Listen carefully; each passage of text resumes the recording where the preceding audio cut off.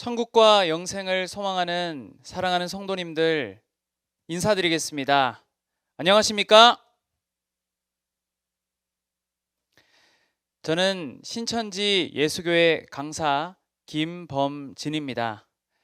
한 주간도 주님 안에서 평안하셨습니까? 오늘도 귀한 이 열린 예배 가운데로 인도해 주신 하나님께 먼저 감사와 영광을 올려드립니다. 오늘 저와 함께 나누실 말씀의 주제는 주님 다시 오실 때까지입니다. 우리 신앙인들은 다시 오실 예수님을 기다리고 또 그 예수님을 맞이하여 천국과 영생의 복을 얻기 위해 그 소망을 바라보며 신앙을 열심히 하고 있습니다.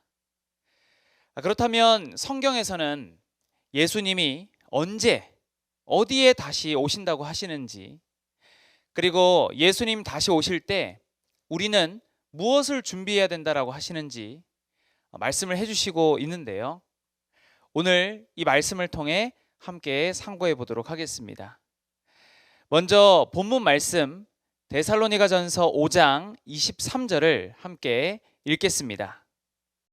평강의 하나님이 친히 너희로 온전히 거룩하게 하시고 또 너희 온 영과 혼과 몸이 우리 주 예수 그리스도 강림하실 때에 흠없게 보전되기를 원하노라. 아멘. 잘 읽으셨습니다. 데살로니가전서 5장 23절에서는 평강의 하나님이 친히 너희로 온전히 거룩하게 하시고 또 너희의 온 영과 혼과 몸이 우리 주 예수 그리스도 강림하실 때에 흠없게 보존되기를 원한다라고 말씀하십니다. 네, 그렇습니다. 구약 성경은 구원자가 오실 것을 우리에게 예언해 주셨던 말씀이었다면, 우리가 상고하는 신약의 예언의 말씀은 다시 오실 예수님에 대해서 우리에게 약속을 하고 있습니다. 그런데 그 예수님께서 강림하실 때, 즉 2000년 전 처음 오셨고 오늘날 다시 오시는 거니 이를 재림이라고 합니다. 즉 주님이 다시 오시는 그 재림 때에 우리의 영과 혼과 몸을 흠없게 보존하기를 원하신다라는 말씀입니다. 사랑하는 성도님들, 예수님이 다시 오실 때 우리의 영과 혼과 몸을 흠없이 잘 보존했으면 좋겠습니다.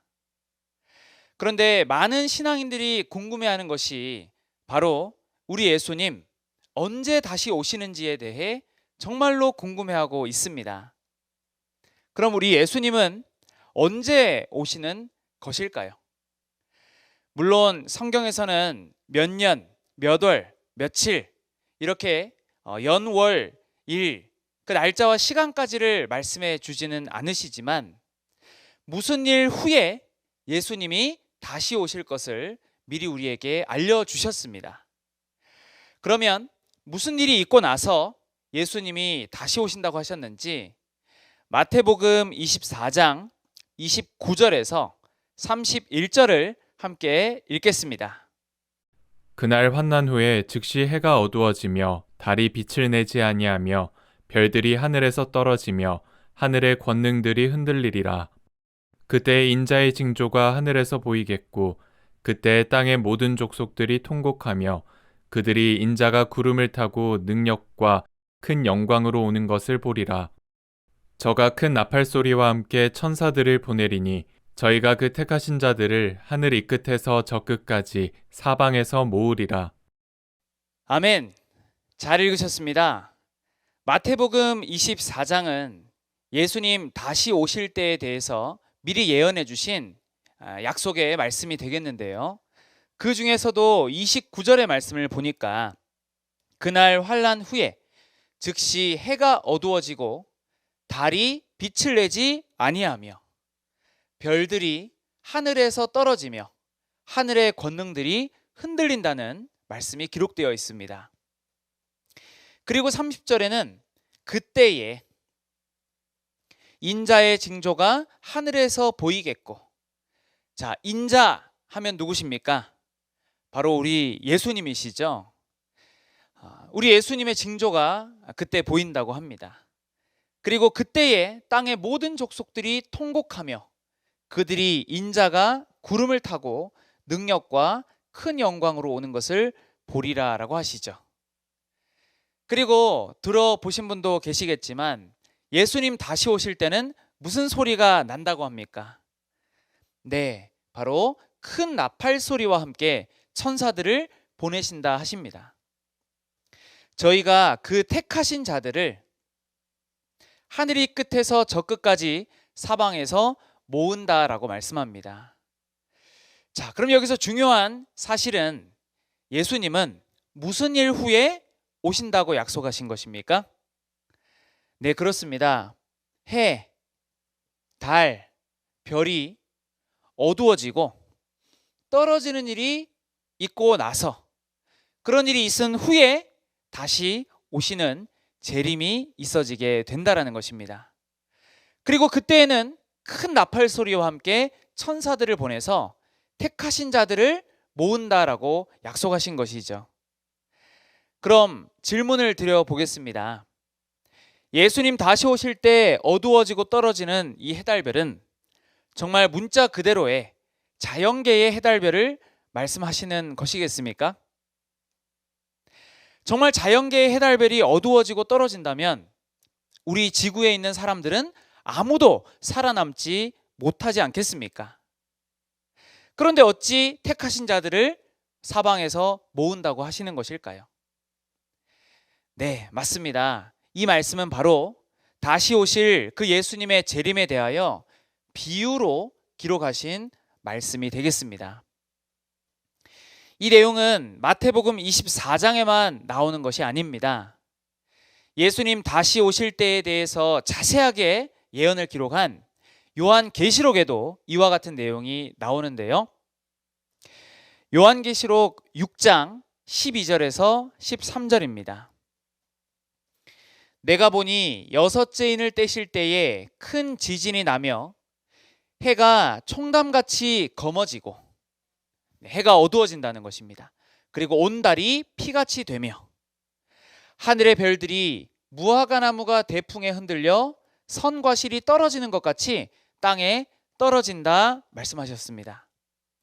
요약을 해보면 해, 달, 별이 어두워지고 하늘에서 땅으로 떨어지게 된다라는 말씀입니다.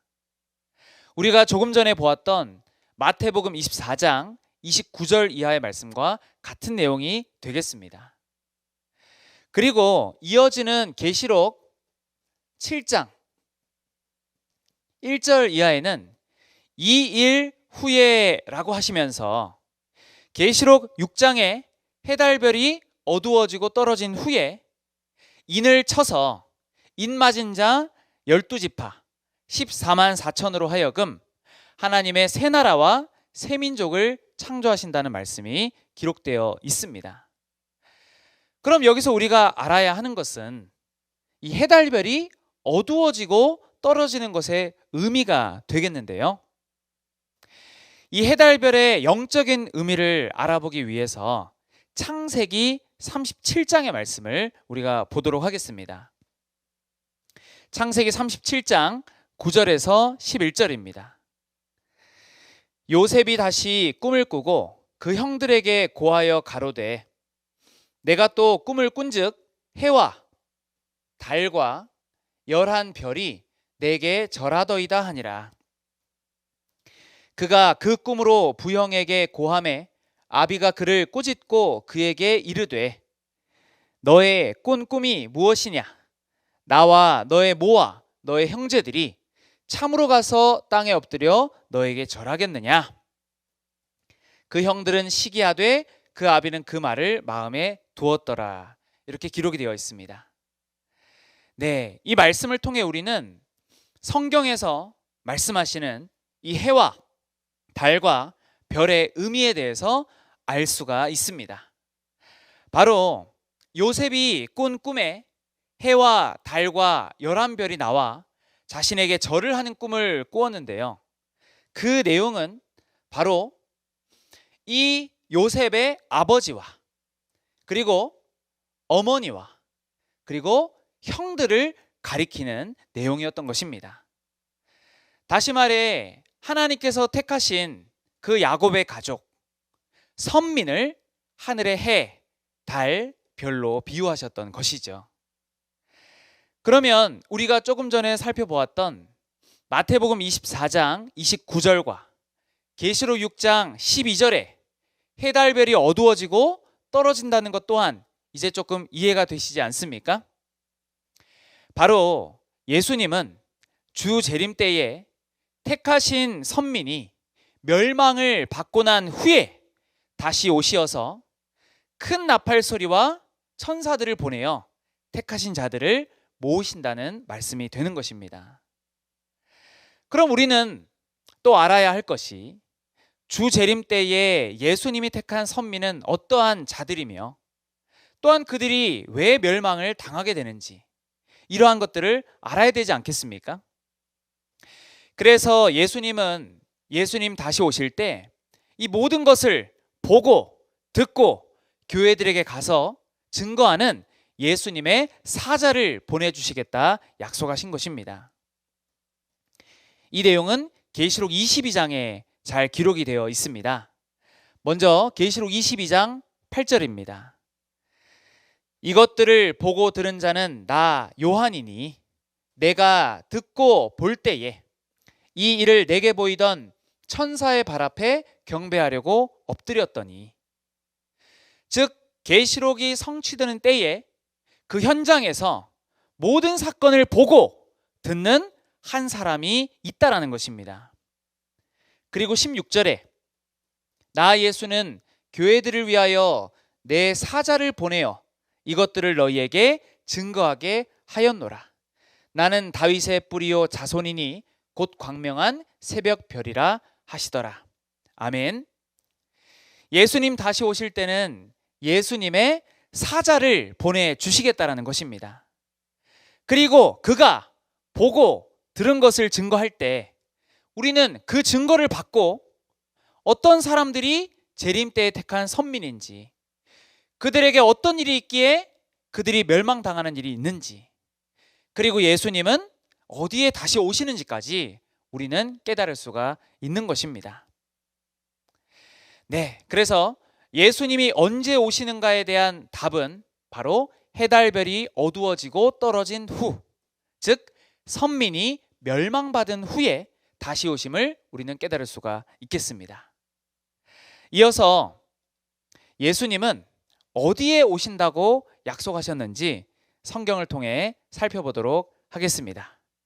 이를 알아보기 위해 계시록 14장 1절과 3절을 함께 읽겠습니다. 또 내가 보니 보라 어린 양이 시온산에 섰고 그와 함께 14만 4천이 섰는데 그 이마에 어린 양의 이름과 그 아버지의 이름을 쓴 것이 있도다. 저희가 보좌와 내생물과 장로들 앞에서 새 노래를 부르니 땅에서 구속함을 얻은 14만 4천인 밖에는 능히 이 노래를 배울 자가 없더라. 아멘. 네, 잘 읽으셨습니다. 요한계시록 14장 1절에는 또 내가 보니 보라 어린 양이 시온산에 섰고라고 말씀하십니다. 어린 양은 바로 인자 예수님 아니겠습니까?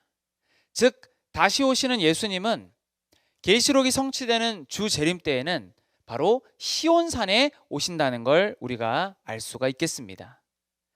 그럼 이 시온산이 정말 육적으로 저 예루살렘에 있는 그 육적인 산을 말씀하시는 것이겠습니까? 우리가 조금 전에 보았던 해달별이 비유한 해달별의 의미가 있었던 것처럼 이 비유한 시온산의 의미도 있는 것입니다. 이는 스가랴 8장 3절에 우리가 보면 알 수가 있듯이 바로 하나님이 오셔서 함께 하시는 진리의 성읍을 하나님의 성산이요 시온산이라고 말씀하신다는 것을 아셨으면 좋겠습니다. 그리고 그와 함께 14만 4천이 섰는데 그 이마에 어린 양의 이름과 그 아버지의 이름을 쓴 것이 있도다라고 말씀을 합니다.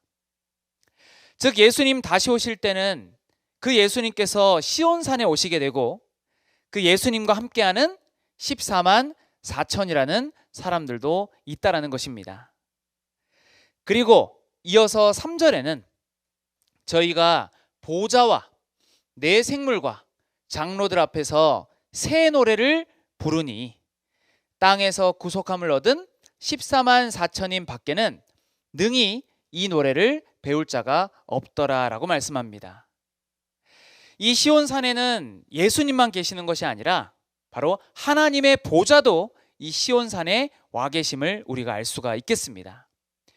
그래서 마태복음 24장 15절 16절에는 멸망에 가증한 것이 거룩한 곳에 선 것을 보거든 그때의 유대에 있는 자들은 산으로 도망가라 말씀하셨던 것입니다.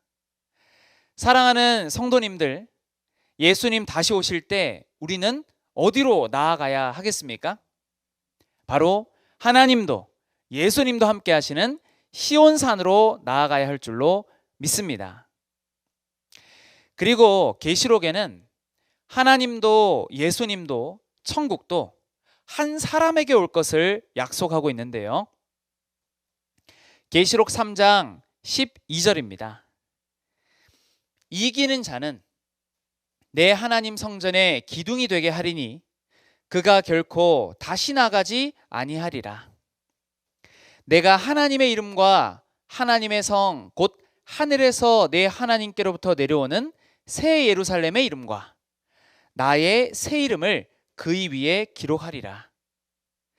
즉 이기는 자에게는 하나님의 이름과 예수님의 이름과 거룩한 성 새 예루살렘이라고 하는 천국의 이름을 기록해 주신다는 약속입니다.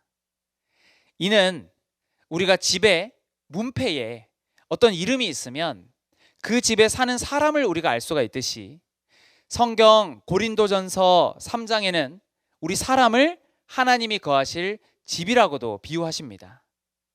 바로 이긴 자에게 하나님도 예수님도 천국도 오셔서 함께 하신다는 약속이 되는 것입니다.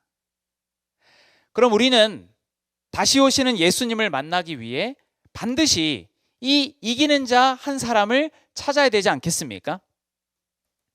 그럼 계시록에서는 누구와 싸워서 이기는 자가 있는지, 무엇으로 싸워서 이기는 것인지 이러한 내용들도 우리가 알아야 될 줄로 믿습니다.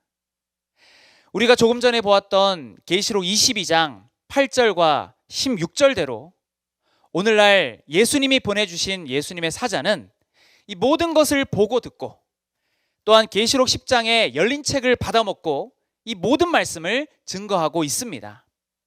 마음문 활짝 여시고 이 말씀을 깨달아 다시 오시는 예수님을 맞이하는 여러분 되셨으면 좋겠습니다.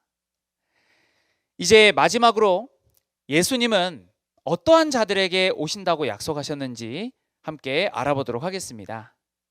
요한복음 14장 23절을 함께 읽겠습니다. 예수께서 대답하여 가라사대 사람이 나를 사랑하면 내 말을 지키리니 내 아버지께서 저를 사랑하실 것이요 우리가 저에게 와서 거처를 저와 함께 하리라. 아멘. 잘 읽으셨습니다. 예수님은 요한복음 14장에 제자들에게 말씀하시기를 내가 너희를 위하여 처소를 예비하러 간다 하시고 또한 다시 올 때가 있을 것을 약속해 주셨습니다. 그리고 요한복음 14장 23절에는 예수께서 대답하여 가라사대 사람이 나를 사랑하면 내 말을 지키리니 내 아버지께서 저를 사랑하실 것이요 우리가 저에게 와서 거처를 저와 함께 하리라 라는 약속을 남겨주셨습니다. 우리 사랑하는 성도님, 우리 주님을 사랑하십니까? 예수님은 사람이 예수님을 사랑하면 예수님의 말씀을 지킨다라고 하셨습니다.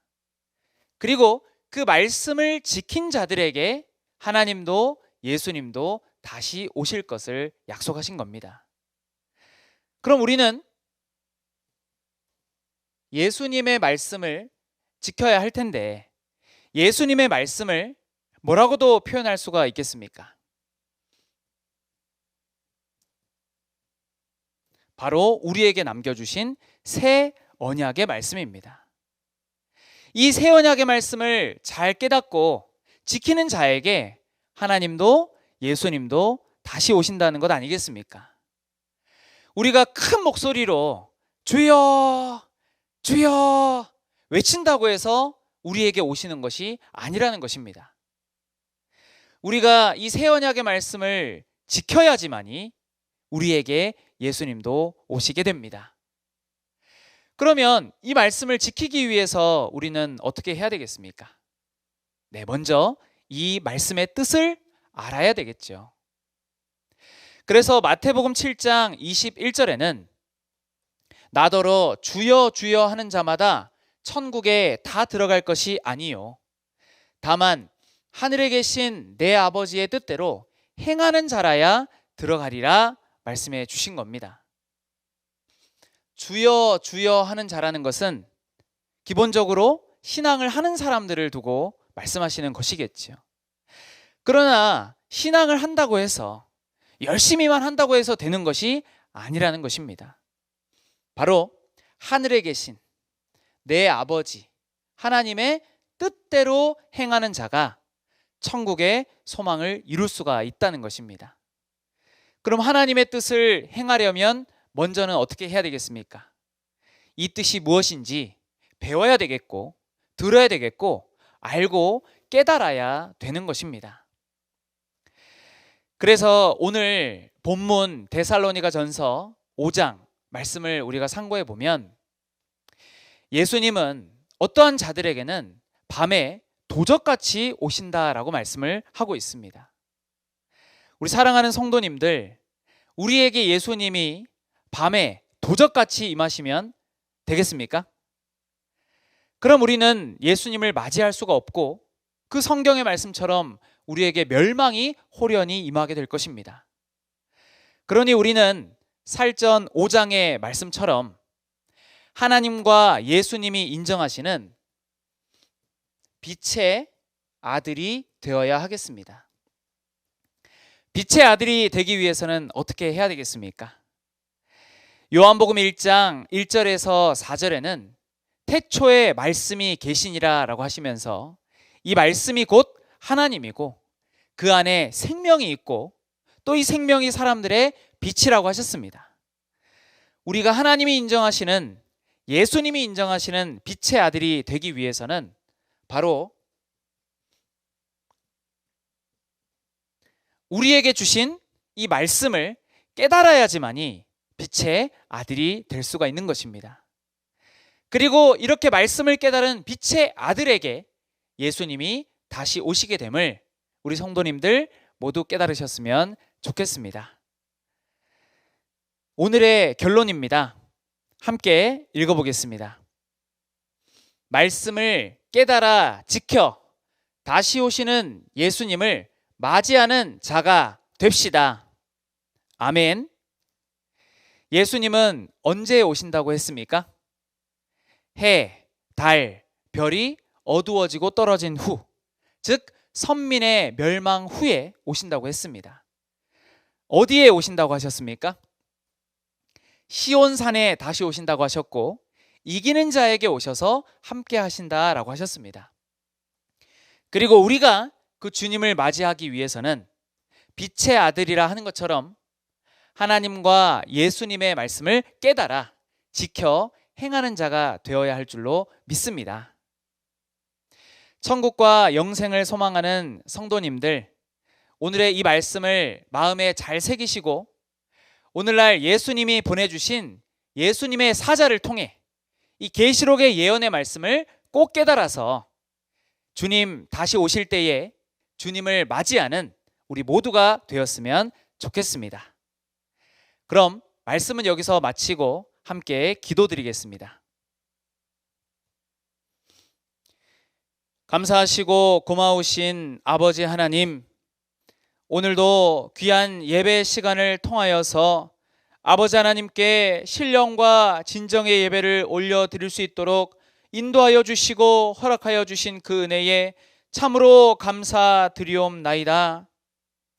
어두움 가운데, 무지한 가운데 있었던 저희들, 예수님이 언제 어디에 오시는지를 잘 알지 못하였었지만 이제는 예수님께서 보내주신 예수님의 사자에 그 보고 들은 것을 증거하는 것을 듣고 저희들 이제는 하나씩 하나씩 빛의 말씀을 깨닫게 하여 주시니 감사드리옵나이다.